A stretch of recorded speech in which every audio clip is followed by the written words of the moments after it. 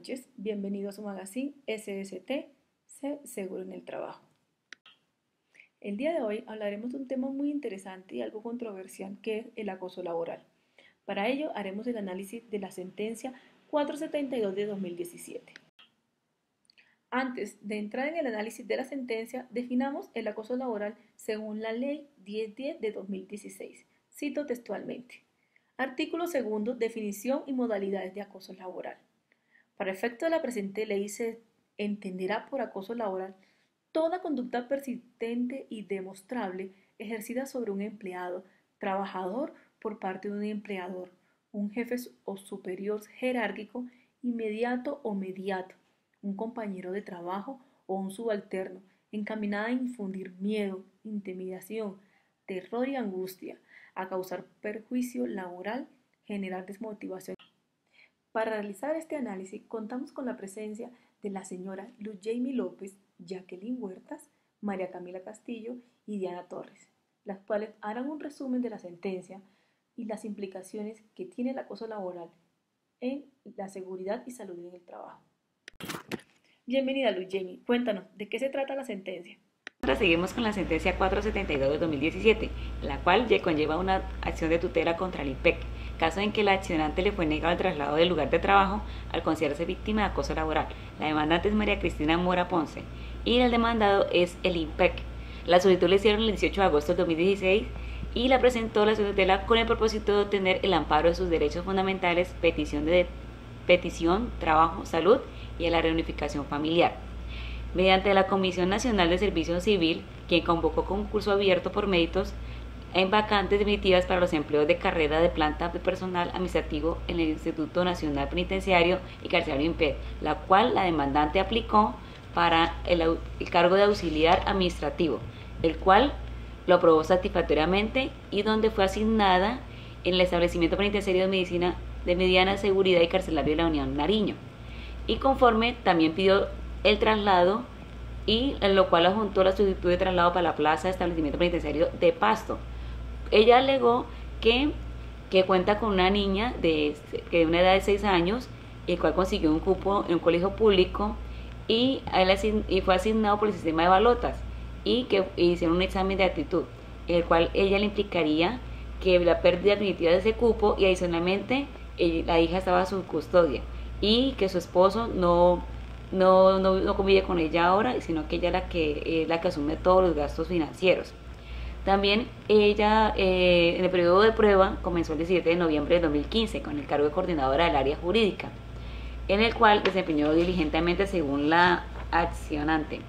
Sin embargo, según informa la demandante, que en ejercicio de sus tareas y funciones sufrió por parte de sus compañeros un maltrato psicológico proveniente de ellos, quien era acusada primero por tráfico de influencias, segundo por extralimitarse en el ejercicio de sus funciones y tercero de ofrecer excesiva confianza y no dar ejemplo a los judicantes, a quienes ella les daba mal ejemplo en el ejercicio de sus funciones y mantener conversaciones y permitir el ingreso constante de un interno en particular en su oficina.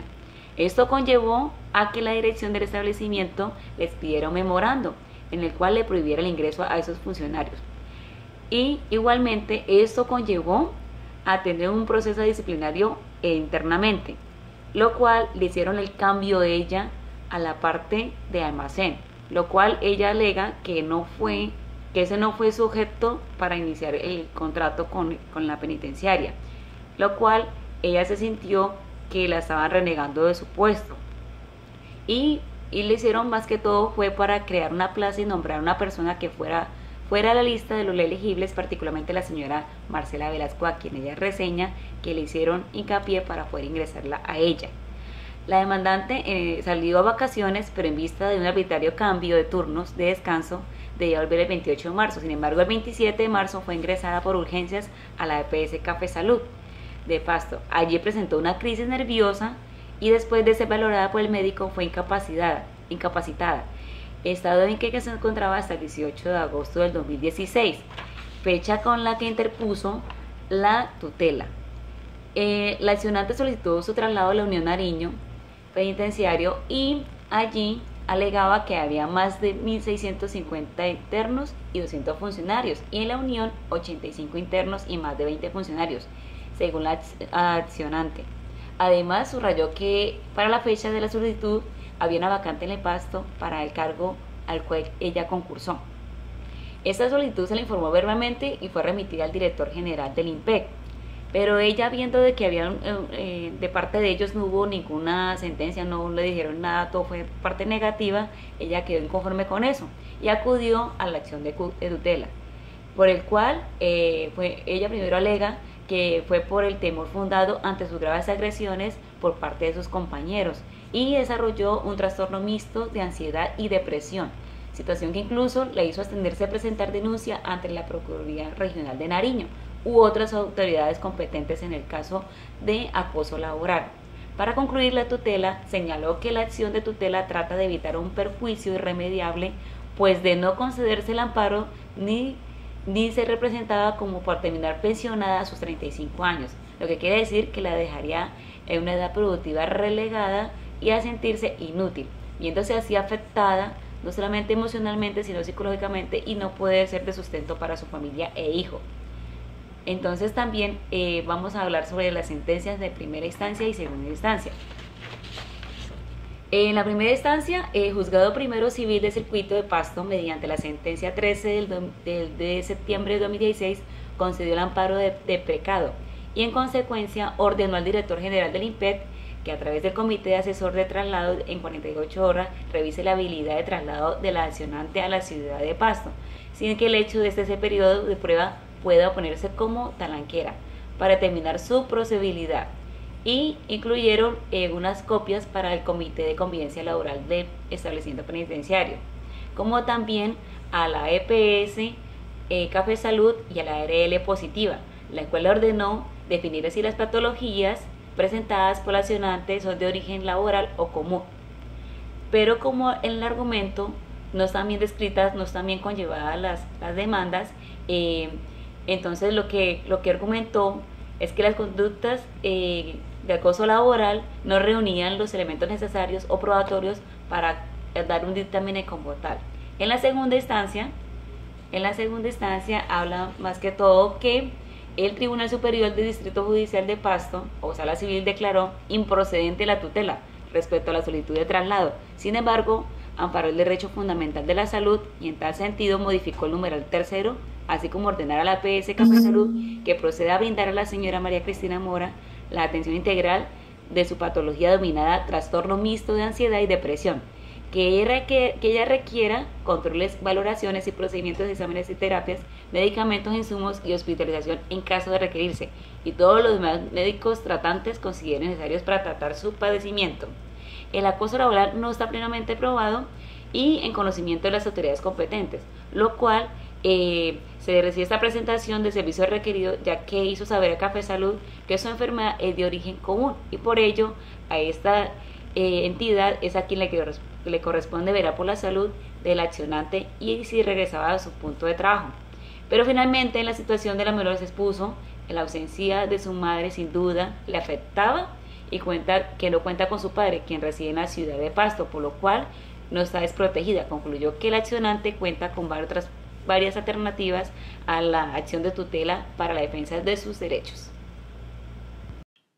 Gracias, Luz Jamie. Ahora, Jacqueline Huerta nos hablará de las obligaciones y deberes de la seguridad y salud en el trabajo presente en esta sentencia.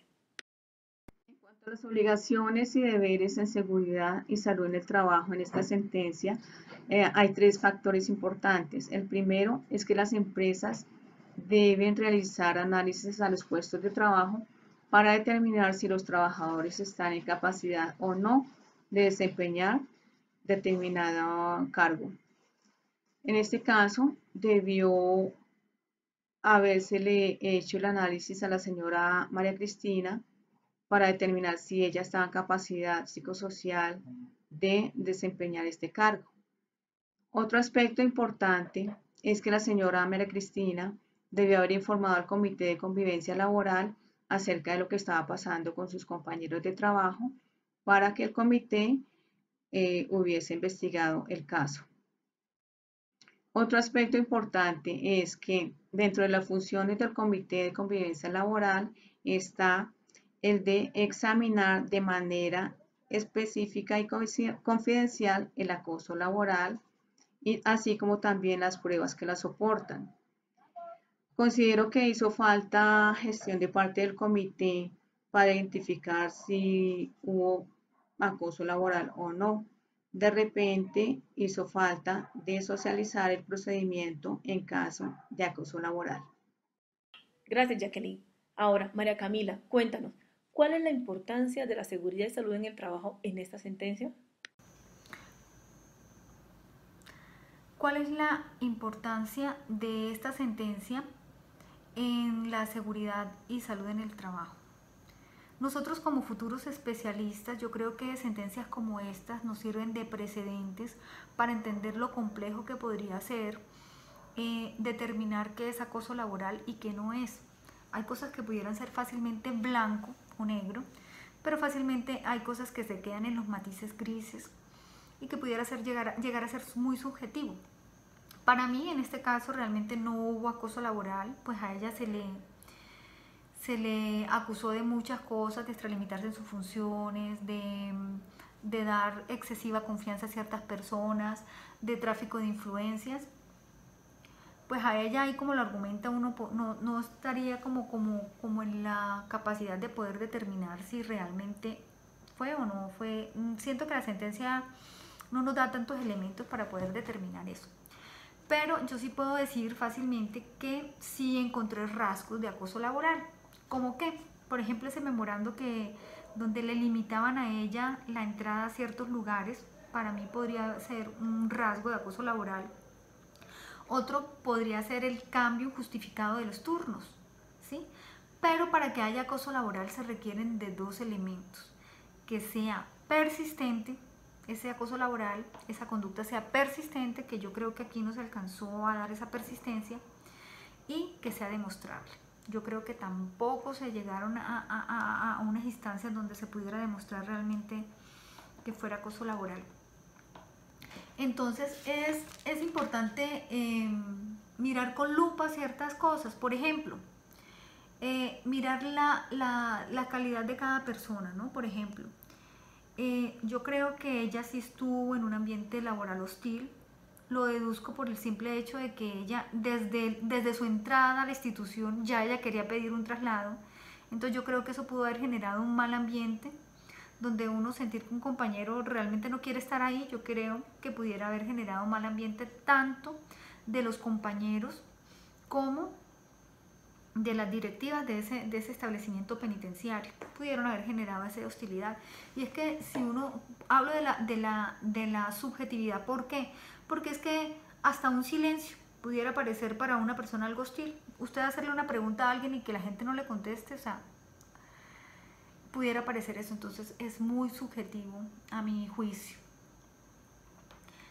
Sabemos que a ella se le generaron unos trastornos de tipo mental, como fue ese trastorno mixto de ansiedad, de depresión, de falta de adaptabilidad, que ella argumenta que fueron debido pues, al acoso laboral y a la situación laboral que ella estaba viviendo. Habría que entender también que ella es una persona, una madre cabeza de familia, que tiene una hijita de 6 años, que vive de La Unión a Pasto. Hay 107 kilómetros, más de 2 horas y media. Entonces yo creo que difícilmente esa mamá podía dormir bien, podría comer bien, podría relacionarse bien. Entonces, y ni pensar de la niña, imagínense una niña de 6 añitos separada de su mamá, que no tiene a su padre a la mano. Entonces yo creo que esa situación familiar debió generarle un desgaste impresionante. Entonces, con referencia a nosotros, yo creo que nosotros como especialistas de seguridad y salud en el trabajo lo que debemos hacer es una acción preventiva. Sabemos que existe la ley 1010 del 2006, ¿sí? Donde nos está tipificado lo que es acoso laboral. Estamos hablando del 2006. Es una ley realmente muy reciente. Entonces nosotros sabemos que quizás anteriormente ni nosotros como trabajadores ni los empleadores eran un poquito como desconocedores de esa protección que había hacia nosotros como trabajadores. Entonces fácilmente se les hacía fácil pues como violentar o se les haría fácil transgredir como los derechos del trabajador. Entonces qué bueno nosotros ser como esas personas que transmiten el contenido de esta ley 1010 y de esta manera protejamos a las organizaciones. Ya sabemos que en una organización laboral, pues debido a las cargas laborales, debido a los diferentes perfiles y antecedentes de las personas que lo conforman, fácilmente se pueden generar roces que pueden generar eso, acoso laboral. Entonces, pues ahí es donde está nuestro trabajo. A mí me encanta una cosa que estuvimos viendo dentro de esta materia, que fue los bienes jurídicos protegidos. Hay unos bienes jurídicos protegidos, dentro de eso está el trabajo en condiciones dignas y justas. Entonces nosotros como especialistas en seguridad y salud en el trabajo, pues debemos mostrar que hay muchas conductas que van a violentar ese derecho, a gozar de ese derecho, de esas condiciones dignas y justas. También encontramos ese bien de la libertad, la intimidad, la armonía, la honra, la salud mental y algo muy importante, el buen ambiente laboral, que yo creo que es fundamental en este tema de acoso laboral. Cuando hay un buen ambiente laboral, de verdad que es más difícil que se presenten este tipo de conductas. Entonces yo creo que nuestro trabajo también puede hacer eso, en buscar estrategias para que talento humano, psicología nos apoyen en cosas como en dar charlas como en trabajo en equipo, comunicación efectiva y asertiva, manejo del estrés,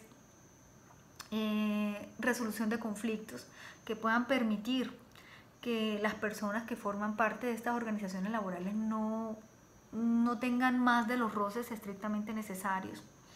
También es importante, vimos que en el caso de esta señora, nunca fueron a un comité de convivencia laboral. Entonces nosotros decirlo, no, si no hay en esa organización tenemos que crearlo, debe haber un comité que permita que este tipo de incidentes se estudien ahí, se busquen soluciones y también de pronto como asesorar, ¿no? Ahí dice que esa señora pues se fue básicamente a una tutela. Entonces nosotros básicamente podríamos generar la conciencia de que existen otros organismos como es la Procuraduría, que también son veedores de esos derechos de los trabajadores.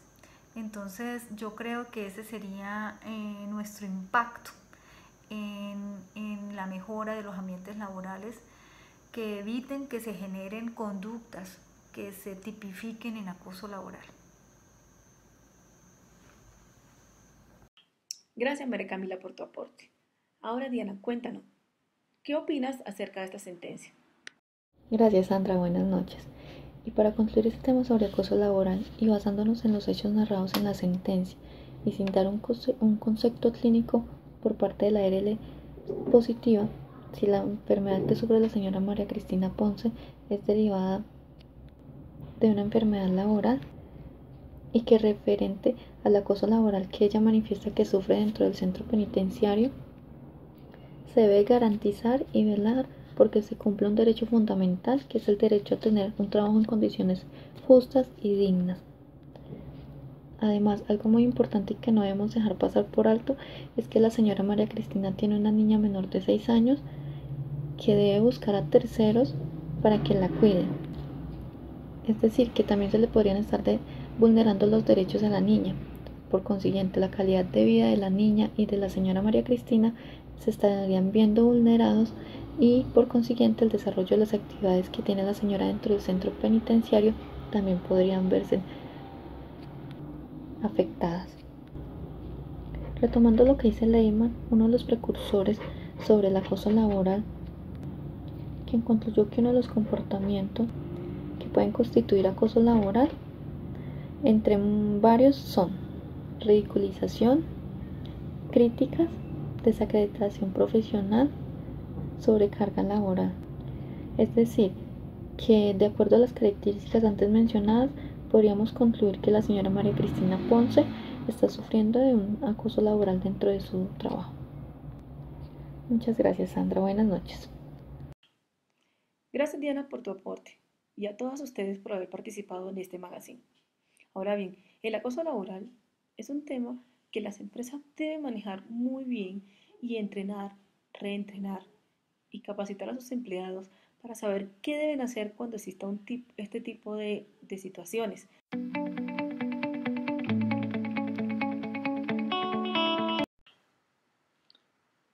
De acuerdo a esta sentencia, podemos sacar algunas conclusiones. María Camila, ¿qué nos puedes decir? Bueno, básicamente podría decir que dentro de las muchas conclusiones que se pueden sacar, una es el hecho de que aquí más que acoso laboral o más que la vulneración a un derecho fundamental, lo que hubo fue pues un deseo y una intención de ser trasladada por unas razones que pudieran llegar a ser muy válidas en determinado momento, que es el estar cerca a su hija. Entonces fue más por ese lado que yo tomo que ella generó toda esta demanda, ¿no? Dos, a mí no me quedó muy claro el hecho, para mí no era enfermedad laboral, como lo acabo de decir, y fue una enfermedad de tipo común, pero no me quedó claro en la sentencia qué argumentos utilizó la ARL para llegar a esta conclusión.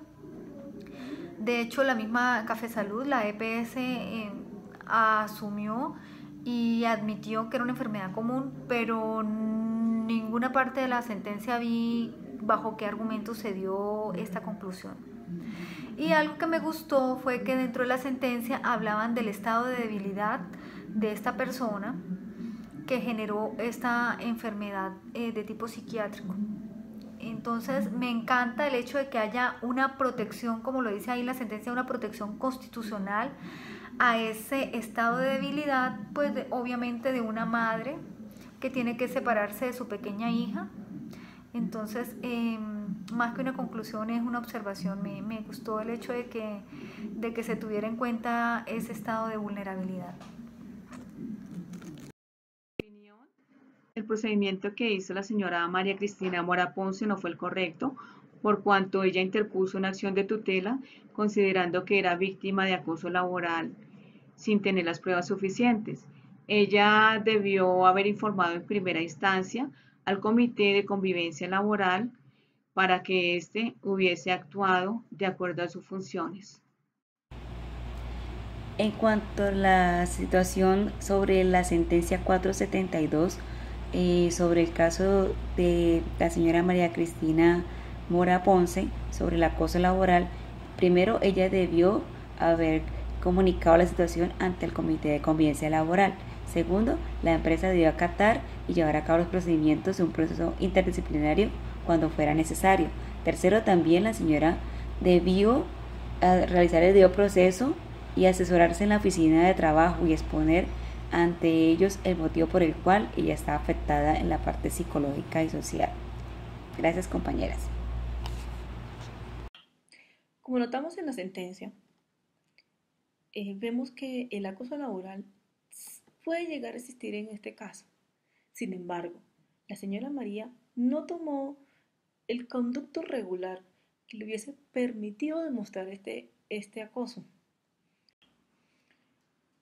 Ahora bien, el acoso laboral debe ser manejado por las empresas como un aspecto muy importante en su sistema de gestión y seguridad en el trabajo. No creamos que de pronto las burlas, los comentarios malintencionados, estar rezagadas de la empresa, pueden ser algo para tomar a chiste, ¿no? Es un tema delicado que puede afectar a la persona física y mentalmente. Inclusive puede ocasionarle problemas a la empresa, discrepancia entre los compañeros, discusiones, baja autoestima, ausentismo, inclusive convertirse en una enfermedad laboral. En este caso, la demanda, que es por cierto, es una tutela que instauró la señora María Ponce contra el IMPEC, no prosperó debido a que no se usaron los mecanismos adecuados no se usó el conducto regular, quizás por falta de conocimiento por parte de la señora María, quizás por mala información en el momento de establecer los parámetros para hacer este tipo de denuncia ante las entidades competentes. Por ello, invito a los empresarios y a los dueños del sistema de gestión de seguridad en el trabajo que hagan partícipes a sus trabajadores, que el acoso laboral sí existe, que sí se puede controlar, que sí podemos tomar medidas para que no ocurra, que sí hay mecanismos para llevar un control de ese acoso y que por favor los empleados deben estar entrenados, capacitados para saber qué debo hacer cuando siento que tengo un acoso y diferenciar muy bien qué es un acoso. Gracias a todas por su participación y nos vemos en la próxima edición de Magazine SST, Sé Seguro en el Trabajo.